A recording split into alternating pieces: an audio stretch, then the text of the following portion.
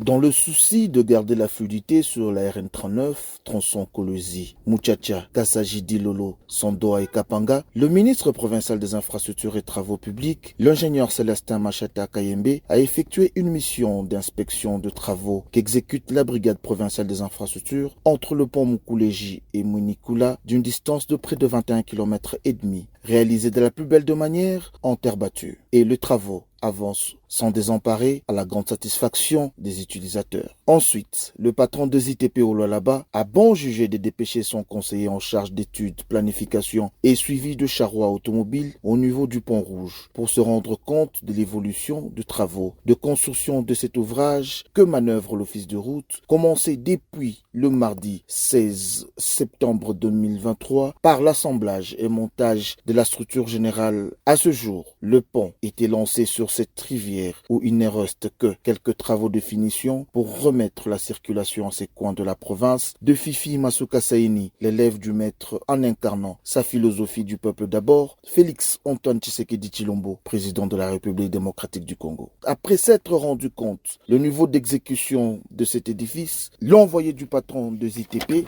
le conseiller Étienne Mukoji, donne des précisions sur ce chantier.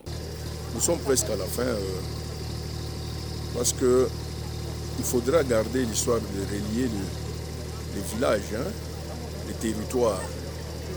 Ainsi, comme le veut le président de la République, parce que sans pont, il y a beaucoup de problèmes. Vous voyez comment on décharge les camions, les recharge.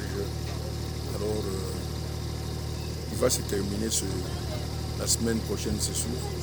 Et la circulation sera rétablie.